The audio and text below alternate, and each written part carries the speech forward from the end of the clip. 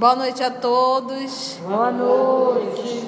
Hoje, 15 de outubro de 2018, nós estamos reunidos para estudarmos a obra Revista Espírita. Nós estamos no mês de abril de 1859 da revista. Rogamos que o nosso Senhor Jesus e que os nossos amigos espirituais possam nos conduzir, nos inspirar em mais esse trabalho. E a leitura será sempre feita pela nossa irmã Carla, comentário será feito pela nossa irmã Aramita, se necessário também iremos comentar.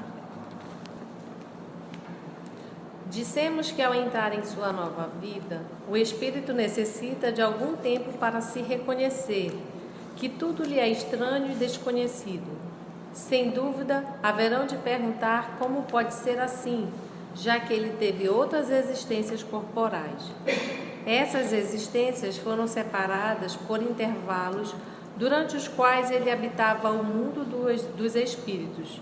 Tal mundo, portanto, não lhe deveria ser desconhecido, considerando que não vê pela primeira vez.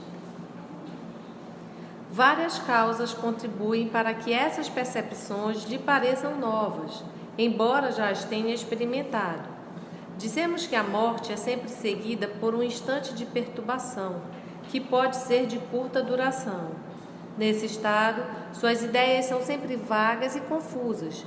De alguma sorte, a vida corporal se confunde com a vida espírita e ele ainda não as pode separar em seu pensamento.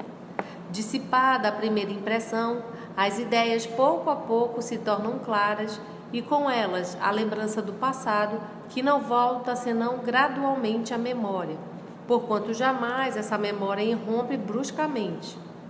Apenas quando ele se encontra completamente desmaterializado é que o passado se desdobra à sua frente como algo impreciso, saindo de um nevoeiro.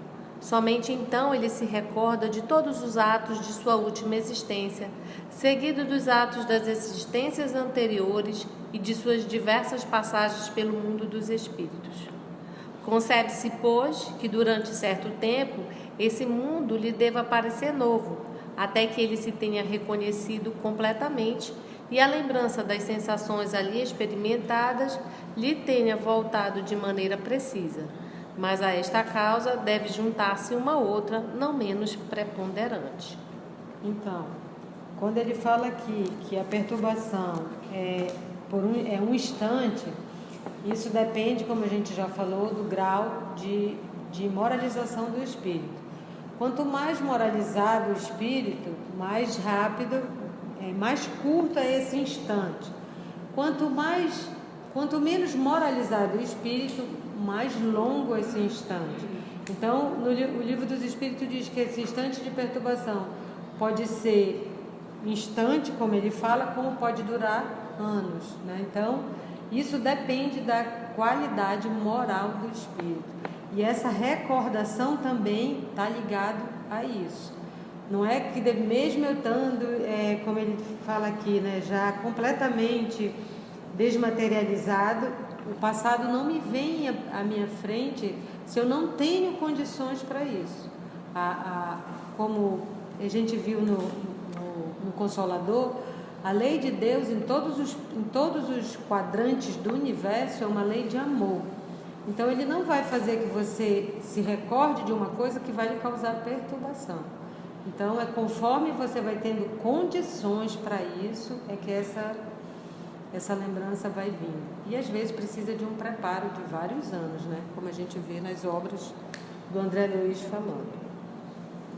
Nesse parágrafo aqui, nesse estado, suas ideias são sempre vagas e confusas. De alguma sorte, a vida corporal se confunde com a vida espírita. E ele ainda não as pode separar em seu pensamento. Então, ou seja, apesar dele estar tendo a vida espírita, tá? Não ter mais a vida do corpo físico. Ele está vivendo uma vida espírita, mas vivendo uma vida como se tivesse um corpo. E ele finaliza dizendo: ainda não as pode separar em seu pensamento. Então a gente vai observar que essa necessidade não é do corpo perispiritual, mas do pensamento. Então ele, como ele acredita, como ele vive, como ele tem a noção da vida corporal, e aquilo está muito impregnado, ele não tem absolutamente nenhuma consciência de vida espiritual, ele está na vida espiritual, mas vivendo uma vida de corpo físico. Então ele tem fome, ele vai ter sede, ele vai ter vontade de fazer o número 1, vontade de fazer o número 2, ele vai sentir frio, ele vai sentir calor, ele vai ter noção de que o corpo está sujo, ele vai sentir mau cheiro, mas tudo isso é resultado do pensamento. Então são impressões que ele carrega. Tal qual quando você passa num lugar que tem um mau cheiro muito grande, você sai daquele local, mas você ainda tem a impressão que está sentindo o quê? O mau cheiro. E você até sente, mas na verdade é uma impressão, que aquilo ficou impregnado, mas você não está mais num ambiente de mau cheiro. Isso é a impressão. E é tão vivo como se você estivesse lá. Diz, uma vez que eu sei o pensamento, eu posso mudar? Ninguém engana o pensamento.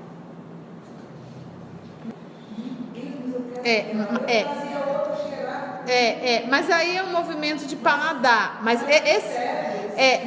mas é o paladar. Nesse processo eu quero, vamos dizer, eu sou espírita, eu estou desencarnada e estou sentindo muita fome, estou lá no vale. Espírita também vai para o vale.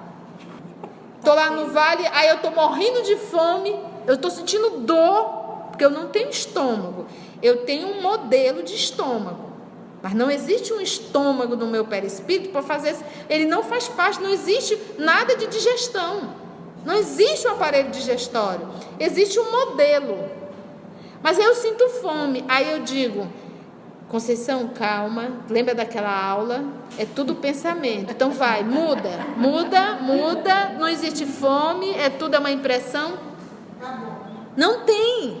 Eu não tenho como fazer essa mudança, porque eu tenho a informação, mas eu não tenho a consciência da informação. Porque se eu tivesse consciência de todas as informações, eu não estaria no vale. Eu teria tido uma atitude moralizada. Para eu estar no vale, já mostra que a minha atitude não foi moralizada, entendeu? Então não tem como eu ludibriar a minha realidade psíquica. Mas mesmo depois que a gente reconhece, será que nada muda? Não, um exemplo disso é o André Luiz dá bem no Nosso Lar, que quando eles foram fazer a transição da alimentação para sem alimentação, eles passaram por essa transição. E teve uns espíritos rebeldes que fizeram greve, guerrearam, contrabandeavam alimentos porque eles queriam alimentos lá. E isso foi abolido e eles tiveram que se educar para isso. Porque eles queriam comer carne. Eles queriam ter a sensação de estar comendo carne. E lá eles só queriam frutinha. Entendeu? Aí foi uma confusão. Aí chegou uma hora que ele disse assim, não, agora a gente vai mudar. E mesmo assim ainda teve gente que não quis. Uma confusão. Está lá no nosso lado. Então precisa ter essa educação. Não é só eu quero agora eu não quero. Não. Se fosse assim. Nem fingir. Por isso é que eu falo de enganar. Não tem como. Não tem como você se ludibriar. Porque foi algo que você tinha informação, mas você não viveu. Então, óbvio, não teve a consciência da informação. E não é agora que você vai querer mudar. Então, por isso que a gente diz, para o espírito é mais doloroso. Por quê? Porque junto com a informação, o arrependimento é muito maior. Poxa, eu sabia. Por que eu não fiz? Eu sabia. Não era para mim estar nessa situação que eu estou hoje. Então, para o espírito, a dor é maior. Porque nós tínhamos todas as informações. Todas. Mas quem muito foi dado, muito será cobrado. Isso não quer dizer que essas pessoas não irão responder. Irão. Porque todas sabem o que é o bem e o que é o mal. Porque a lei está gravada na consciência. Independente de ser espírita ou não.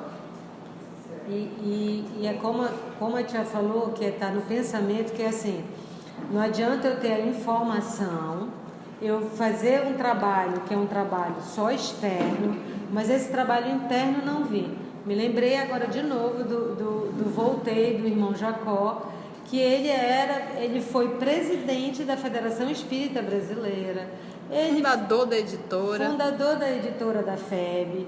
Ele dirigia esse centro, reunião mediúnica, foi tudo isso, fez todo esse trabalho. E quando ele desencarnou, não tinha nem uma luzinha assim. Ele foi recolhido no hospital, entendeu? Porque ele tinha os seus méritos, mas ele não tinha recursos morais, espirituais mesmo. Então ele não tinha luz própria. E ele achava que tinha. Ele se sentia. Ele achava que ele ia ser recebido. Tanto é que vieram trazer uma frutinha, alguma sopinha. Ele disse, não, ele tinha informação, né? Mas não precisa não, precisa, vai devagar. Como se daqui a pouco ele estava passando mal.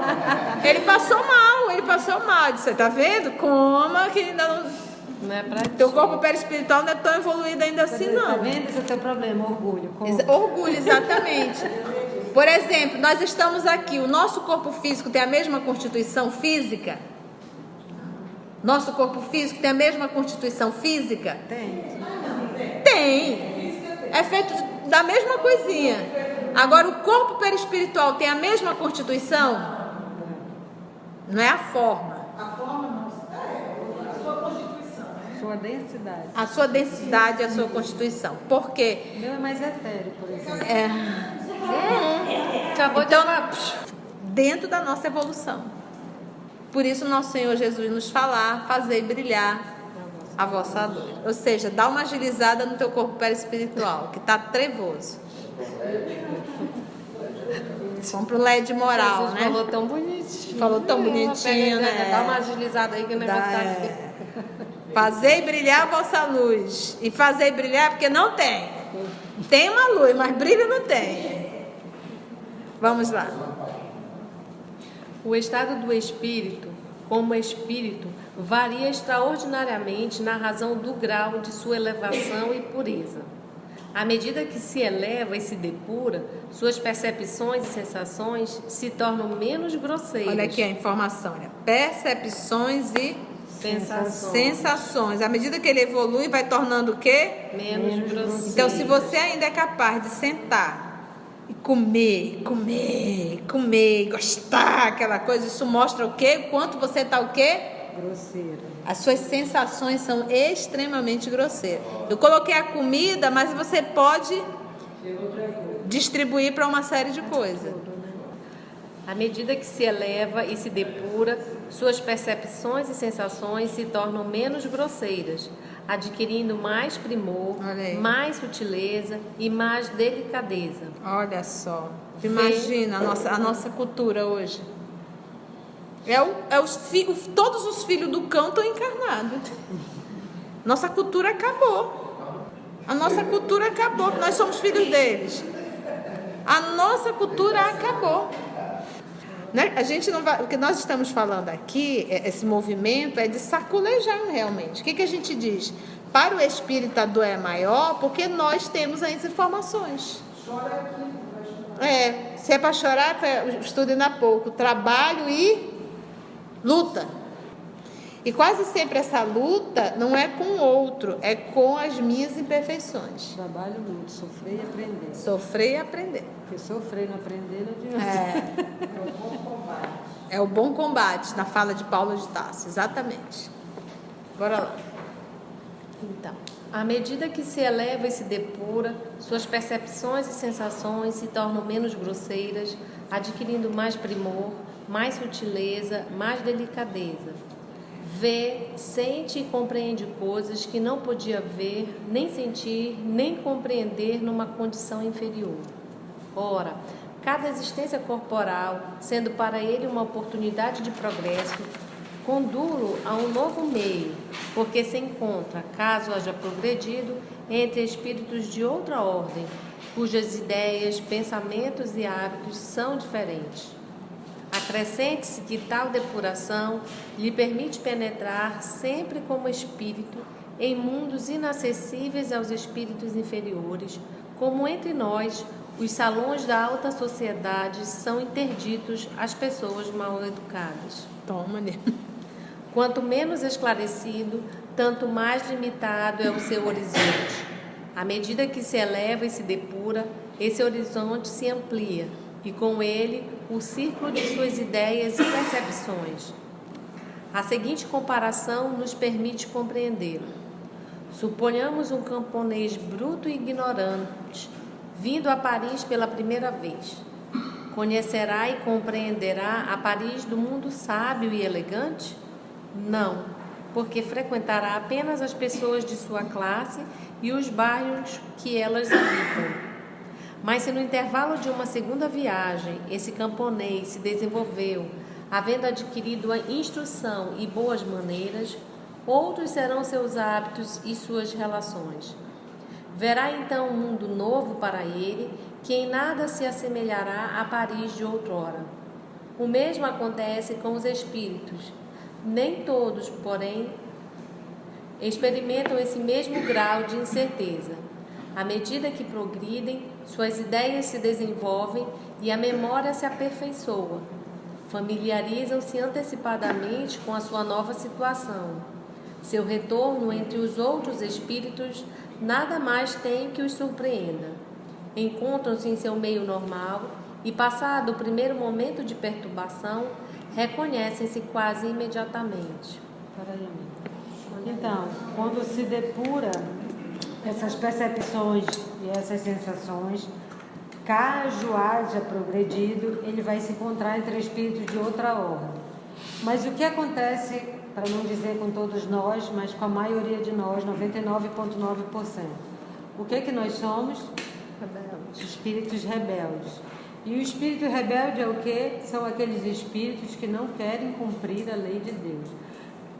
Bem legal quando a gente estudou no Consolador, o que disse lá na pergunta do Emmanuel, que o homem sabe exatamente na hora que ele está agindo, em todas as situações, quando é uma determinação de Deus que ele está cumprindo, quando é uma determinação do seu orgulho, do seu egoísmo, da sua cupidez. Então, conforme mais eu vou progredindo, mais eu vou adquirindo conhecimento, mais eu vou conseguindo ver mais claramente essas situações. Então, todos nós aqui, que não somos mais espíritos de primeira, nem de segunda, nem de terceira, nem de décima, nem de centésima vez, nós já temos condições disso. Mas o que precisa para isso? Vou pegar de novo as palavras de Emmanuel: lutar, trabalho, sofrer, aprender. E isso a gente não quer muito, né? Onde eu paro? Tal é a situação. Página 140. Tal é a situação geral dos espíritos no chamado estado de erraticidade. Mas o que fazem nesse estado? Como passam o tempo?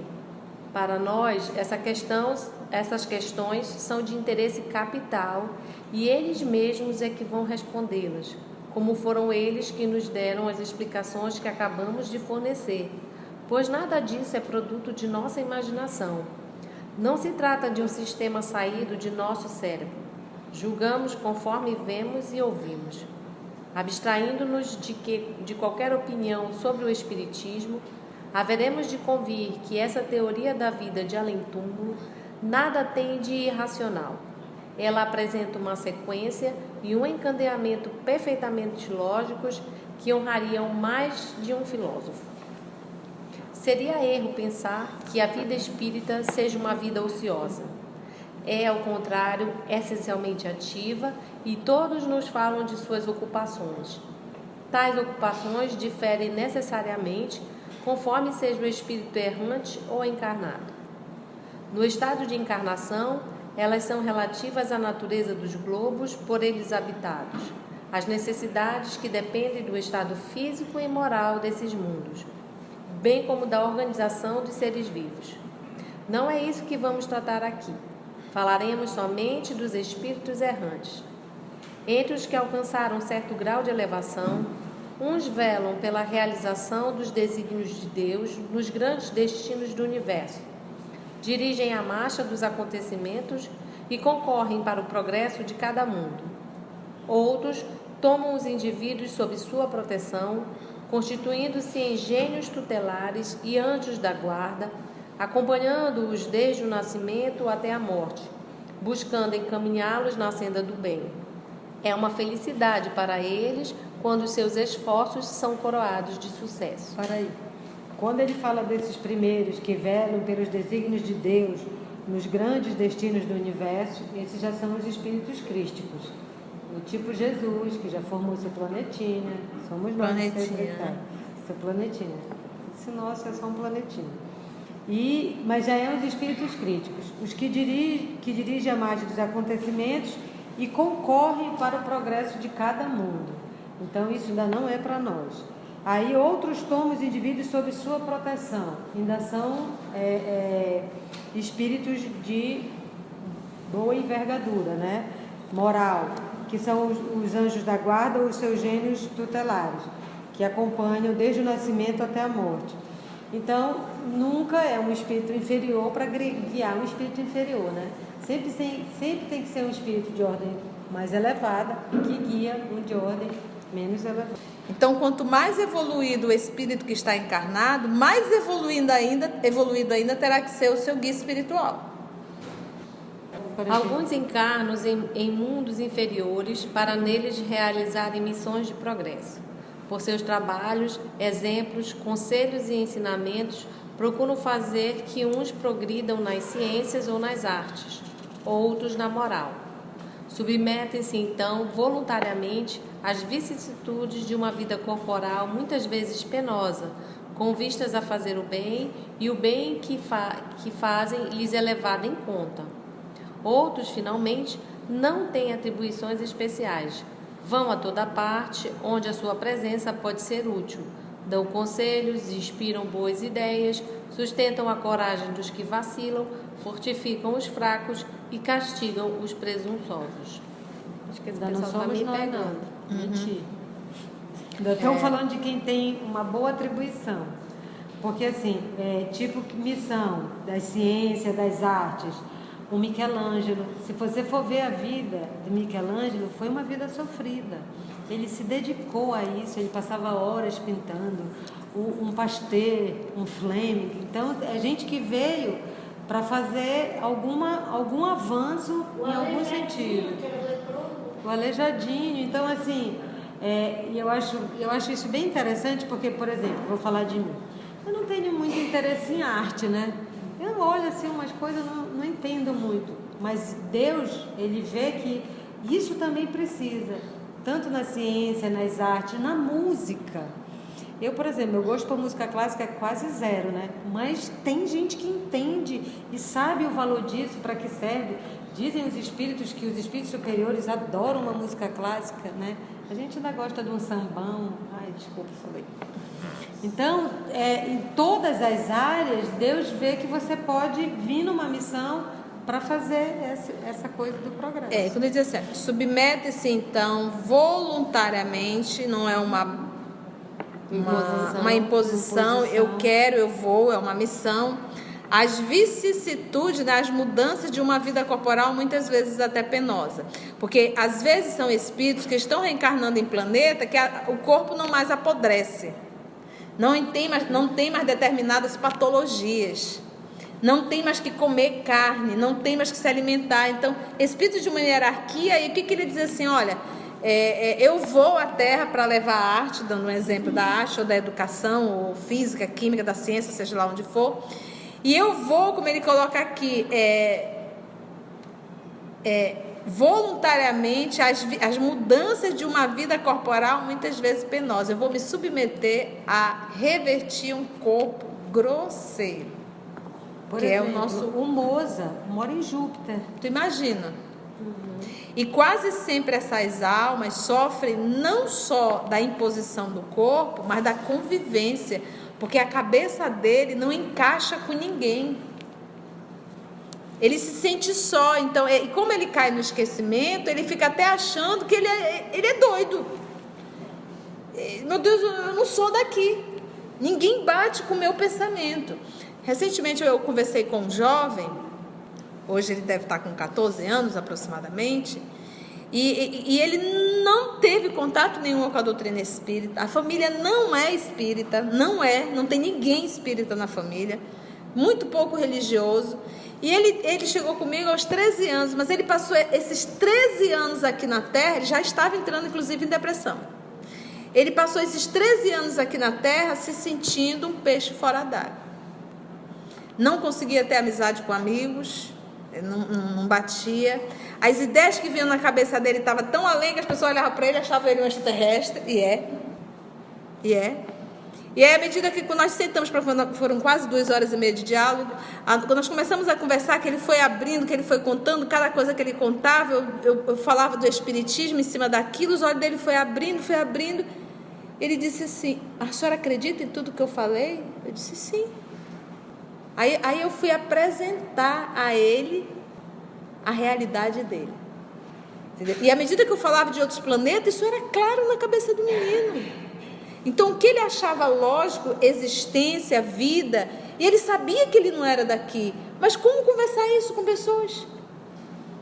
As ideias do menino Hoje ele é espírita, e à medida que, quando ele tem dúvida, ele me liga, a gente conversa. E à medida que a gente vai conversando, eu me lembro uma vez a gente conversando, e eu explicando, ele perguntando. Aí ele disse assim: achei o que eu sempre procurei, que era o espiritismo. Esse é um futuro palestrante. E a mente da pessoa é tão mais adiantada que na convivência com os outros, que ele acaba fica isolado. pirando. Ele se isola. E ele acaba pirando. Ontem eu estava vendo no History Channel a vida do Nikola Tesla. Ele foi o cara que inventou a corrente alternada, que é o que move hoje essas lâmpadas de tudo. O Thomas Edison descobriu a lâmpada elétrica, mas na corrente contínua. E ele aperfeiçoou na corrente alternada. Quando ele chegou nos Estados Unidos, ele trabalhou com o Thomas Edison, e o Thomas Edison não gostou dele. Já não gostou dele e o demitiu. E aí ele foi criando as coisas. Ele foi criando as coisas, e a corrente alternada dele é usada até hoje. E ele foi ficando assim, que o pessoal diz assim, que no final da vida ele estava meio louco, porque ele tinha umas ideias que assim, era rotulado, que ninguém entendia. E que ele falava da eletricidade, o que a eletricidade podia fazer, que quando ele morreu, ele deixou mais de 50 malas cheias de papel de anotações. Imagina a mente desse homem. Não para. Ele saiu da cidade, foi para um lugar isolado, porque disse que ele não conseguia ficar onde tinha muita gente. Normalmente tem muita dificuldade de se relacionar realmente. Esse jovem era uma situação. Não consegue. Não é que o papo não bate, eles são morais. Eles não concordam com aquele papinho medíocre. Não concorda. Ele disse: isso não entra na minha cabeça, tia. Eles são morais, sabe? Ele não concorda. Tem um coleguinha que fala mal da outra. Ele não concorda, ele acha isso um absurdo. Então a gente identifica, fica muito notório, porque eles estão muito resolvidos na parte moral. É basicamente isso, quando uma alma dessa se predispõe a reencarnar. Vamos parar aí? Alguma pergunta ou alguma colocação, meus amigos? Não? Então vamos dar uma paradinha e daqui a pouco nós retornamos. Agradecemos a presença de todos e aos nossos amigos espirituais.